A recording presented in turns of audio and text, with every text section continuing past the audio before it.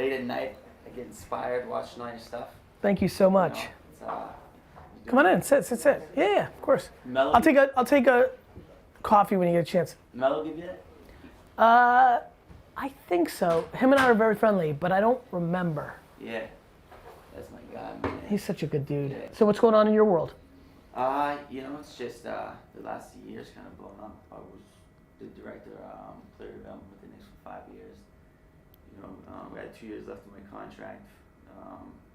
The whole field thing, I just didn't see that going that well. Yeah. So I decided to leave, and then started this thing called Black Ops, me, Mello, and Kevin, and it blew up. You know, Yeah. we had LeBron, KD, Ross, James. We had like 8 NBA. That was crazy. You know, it was awesome. And then, you know, after that happened, you know, I know I watch your videos. You kind of don't like the word, but in a weird way, I became an influencer. Of course. So all these companies start reaching out, Offering you know, stuff, I'm offering a little money. overwhelmed, Yeah. offering money, offering equity, offering this, and you know, I was a little overwhelmed at first because It's new. I'm used to being a basketball coach, you know. So, you know, it's getting offered all these deals, figuring it out, and just kind of keeping pushing. And then during the season, I have like 40 guys I work with there on retainer. I travel city to city, watch film with the guys, we work with them, and when the off season comes, that's our season. I see. And Kevin, what do you do? Yeah, so I've helped him with the workouts for like 4 years now. Do all the, basically just the little things, the rebounding, all the videos, just shot around my cell phone, all from the summer. All the clips that everybody saw, just gonna run on my phone. So you kind of do the stuff that you used to do kind of thing? Just like all leveling up, like similar stuff? Yeah, well I think once that, you know, it got bigger and the videos started getting more popular, we realized it was valuable, so, and then I kind of came on full time. To make video, to create awareness. Yeah, so I it was see. crazy, man. We started making these videos, and then next thing you know, the summer ended in 888 million people seen the videos just in one summer, which is that was crazy. 888 million views. Views, throughout the course of it. Yep. I don't know what a view is if you watch the video. Well, Kevin watched them all 15 times, and he just acts as one person. And who are you characters? They help us out with some brands and kind of like a management thing. So that's what So we're trying you have to a do. separate company, you guys? Yeah, Disrupt Management. Disrupt Management. I think Jordan actually does some shopping for some of your clients. Yeah, I started selling sneakers online, like in high school. Yeah. And helped pay for school. Hustling. And player on the Wizards like DM'd me on Instagram and got him a shoe, and then started. He told another guy in the Wizards, and then I started DMing people, watching your content, DMing 20 guys a night. I work with a couple guys on Vayner Sports, getting them clothing and stuff like that. Nice, who? Cornelius. Yeah, he's a good dude. And I've spoken to Jalen plenty of times. I think I'm meeting Keith in LA, but definitely just doing self-management now with Chris. Yeah. So I mean, I think if I have one question for you, the toughest thing. So you know, you take on so many clients. So I got like 50, 60 NBA guys, and at first you think it's a great thing. You know, when the season starts, after every single game, you gotta talk to these guys and you gotta tell them, every problem they have, it's on you. They put it on you every time they have a bad game, every time. So early in the season, I got a little overwhelmed. I'm like, Yeah, of course. I have 60 NBA players. This guy's like my girlfriend's. That's really what it is, So I kind of had to figure out how to balance living life and dealing with. Well, I think anything that's not scalable, like VaynerMedia, like I have 150 to 200 million dollars worth of clients running through the VaynerX machine, but I don't deal with any of that because I was okay with building equity in other people. Okay. And then and that's kind of Kevin helps me, but one of the problems is like these players are so delicate, as you know. Of course. And so it's like they I know want to talk to me, and it's like. Because you started by starting with that was the equity, and if you started with us, and then if you started with us, and that's all you have to do. Derek Morgan and Braxton Miller and all these guys that switched over to Vayner, it started with me, but then they're like, oh, AJ's good, and he's even more available than Gary, and fuck it, all I want is to work on my mid-range jumper and have somebody answer the fucking phone every time on the spot. So I think what you need to do is a couple things. If you want to keep building that business and you view that as a leverage to the other things, which it is. Nobody's fucking with you if like Black Ops had me coming through and going 3 for 39 from the field. The key for you is to figure out who else. Yeah. And really, and not be worried. And the biggest thing that a guy like you worries about is he goes and does his own thing. And you just have to be okay with that. You're right, that's the hardest. Of course. You have to, that's how I feel. I'm thrilled if Babin wants to go do this for Will Smith. Yeah. Because I know I'm great. Yeah. And that's all you have to do. You have to be great at what you do and like be a good dude and like, sure. And some people don't want to be the guy. I don't know him. I don't know Sally, who's the third one that you'll decide to add after this meeting. Yeah. Some will, some won't. So, some won't just because like, fuck it, even though I kind of do, like this is my guy, or like they just like being number 2, 3, 4, 5, 6. But you can't be crippled by, because it's what happens. Once he's got the relationship with Russ and LeBron and Shlamron, well then he can just say, I'm out. Yeah. But that can't stop you from building a business, otherwise you're half pregnant. No, you're right. You're right. And then if you like actually have that vibe with him, all of a sudden, like either, you understand, he'll go or the next guy will go or not go, period. That's just like a binary decision. Yeah. You'd almost be happy, it's like being a coach. Did you watch Bill and Bill, the 30 for 30 yet? Yeah, I did. You did? Perfect. Did you notice how fucking Bill Parcells was setting Bill Belichick up to be a coach? Yeah. I played for Rick Pitino, he did the same thing. Good, and guess what? And if it's not him could be even better at it than you. And that's okay. You just want to be the tree. Exactly. So that's it, man. That's the game. Yeah, you're right. That's the game. And you got to start putting energy against it. Yeah. Which What means those videos need to start, really like putting people on. Here's my thing. The thing that you need to figure out is, do you want to use the training as like, do you always, like for me, like it's actually the world I'm living in now. Like VaynerMedia is actually not smart in the same way that your training business is not smart anymore, but it's actually very smart. Like to me, like I hate that I have an agency and have to deal with all this shit, but long term when I buy Pony and all the next generation of basketball players are wearing Pony off the court, it will all work out because of this, and I would have never been able to do that by myself. I would have been able to make $25 million a year speaking and and writing books and being me and charging $100,000 a day to like have 3-hour versions of this. Cool, but that's not 15 billion. Yeah. And so that's it. And there's a lot of risks and emotions and shit that comes along with that when you're dealing with people. But CA was built, like William Morris was built. Yeah. Like people have done it. Yeah. By building out, other personalities, What's your take on watering down a brand? I say that so I have every sneaker brand, every clothing brand in the world wanting to do a deal, and I feel like, I have Mello, telling me, you can't water yourself down, and at the same time, you want to make some money, and it's stuff about, if 100 brands don't want to do stuff, it's stuff balancing out what brand I want to do stuff with. You mean you personally and your thing? At this point, it's gone to me personally. Yeah. I would. There's no right answer. Like, here's what I know: if Under Armour offered you $10 million and you can't work with any other brands, you do it.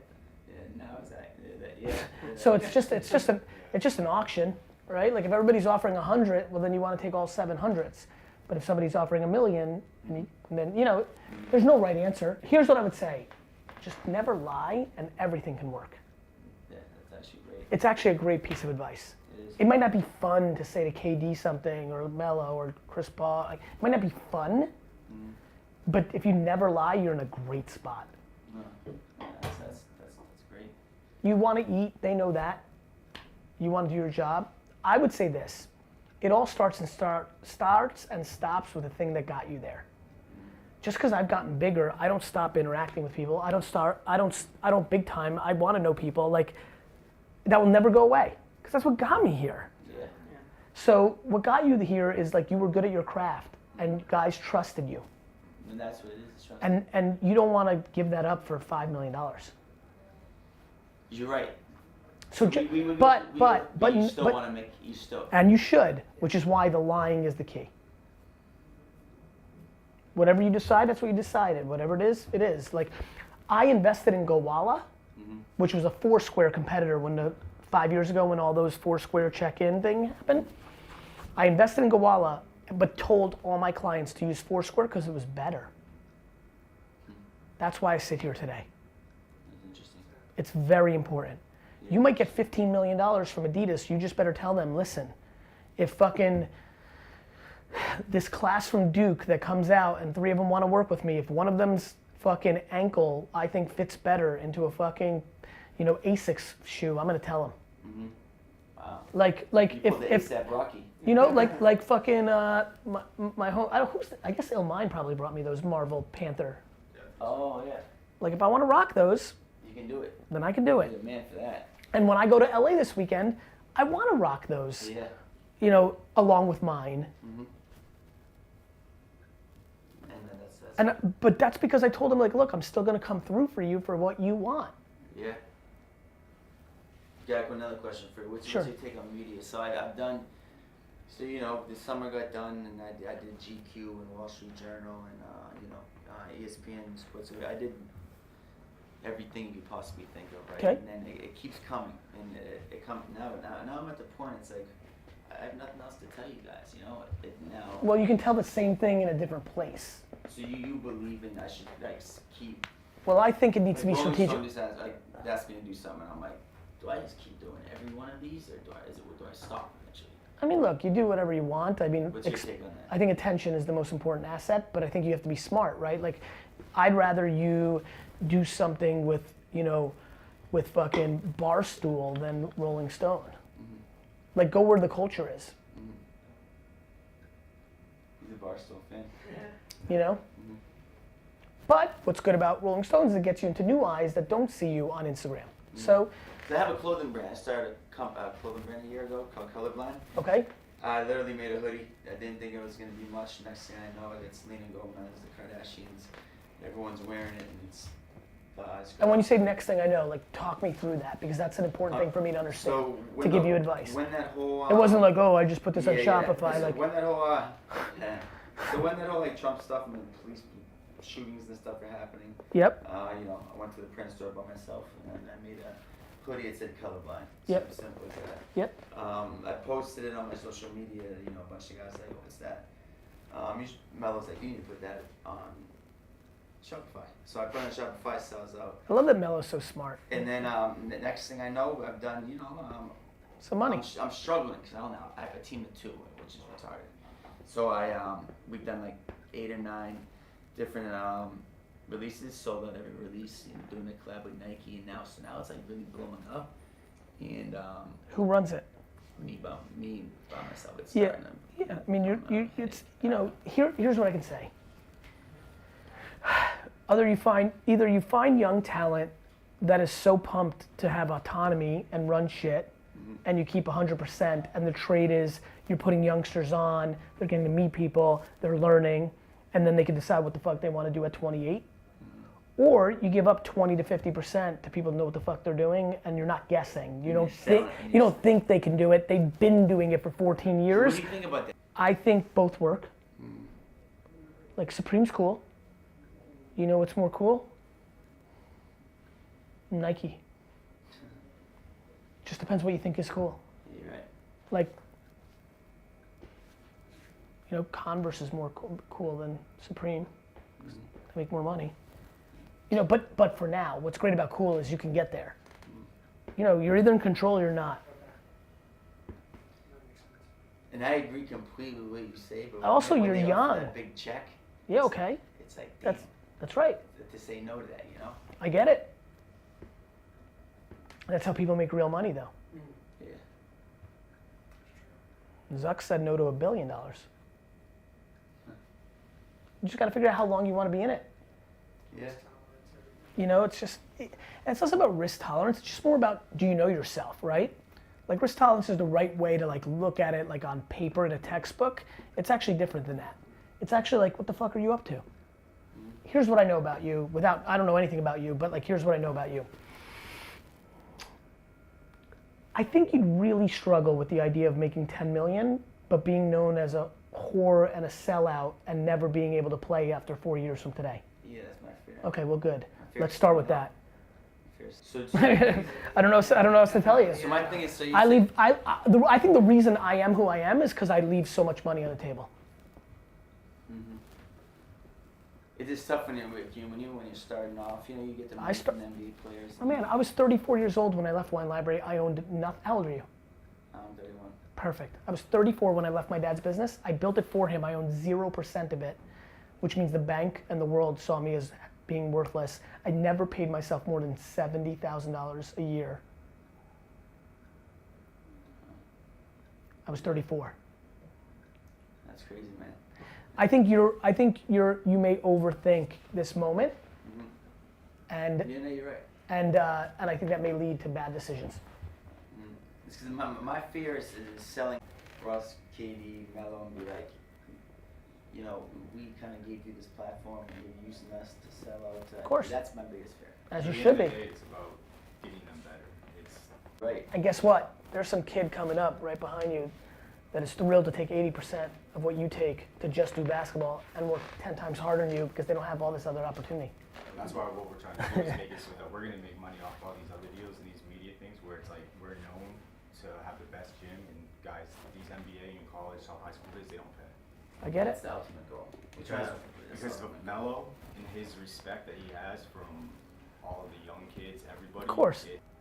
I can really, really, really help and would happily That'd be big, man. through all these conversations. I have real thoughts about this shit. There's not an accident that I'm gonna be the guy, and it's based on the right way of thinking about things. And it starts with what the fuck do you want? Because I want to buy the Jets, I got to do everything right. Yeah. If you want to fucking smoke weed in Jamaica and bang hot chicks, well then you can just sell out now, because that's easy. Exactly. And by the way, that sounds great too. Like I'm not judging one's ambitions. Yeah. Right now is the time you decide where you want this thing to end up, and you work backwards. I know what I want. I want to be the most powerful, person in basketball. That's Well then you need to really make it all about them, because they have the leverage, not you. Yeah, exactly. Period. That's the most important thing. It's not even close. And I think just the biggest battle is, like, so right now I've got the top high school kids in the country, top college kids, top. Of course, everybody. You got everybody, and you don't charge high school kids, right? You don't Yeah. charge college kids. So there's like that dry period that's not during the season. That And you I don't kinda charge rely them. on You don't charge them because you think they'll Once come they get with to you. the league, then they can look. That's kind of they'll look out for you. Yeah, but guess what? You're building a brand. Your old business model is different now. You don't need to do as many pro bono. Meaning, You're so fucking cool because of last summer what happened on Instagram and YouTube that you don't need that. They're just gonna go with you anyway. I would double down on fucking LeBron and Melo because that's why you'll get them, not because you were nice to them. that's a fact. I'm very aware. We talk about that all the time. I can- When you're around them and you act like they're not there, they like that. When you're like, then they. It's even less about like being cool and like getting the girl to come to you or the guy. It's more about you do it for LeBron and Russ. Like when they come out, like sure, Rick was nice to them in high school and college, but now that they're in the league, they're gonna go with the coolest brand. Like this is recruiting. You were the nicest coach, you're the best friend, you took care of their mama, but I'm gonna go to Duke. Brand always wins. Yeah. That's why VaynerSports is gonna win. Yeah. You guys have been winning. We haven't even started, and we're already dangerous. We have a guy in the green room in our first year. Like it's gonna be a problem. How many hours a night do you sleep? 6 or 7. I sleep. It's just that I work so hard the other 18. It's not about how much I sleep, you know? Yeah, I struggle with that stuff.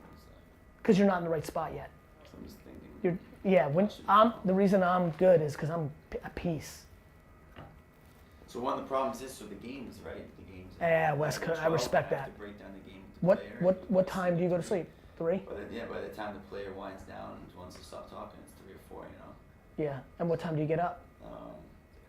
Depends on the day. You need to be smart. Don't be stupid. Change your world. You're a guy that goes to sleep at 3 or 4. It's okay if you start at 11. I'm being dead fucking You serious just with feel you. like a dickhead when you do that. Yeah, and then you just tell somebody, that's cool that you're judging me, Dick, but I went to sleep at 4, you went to sleep at 11.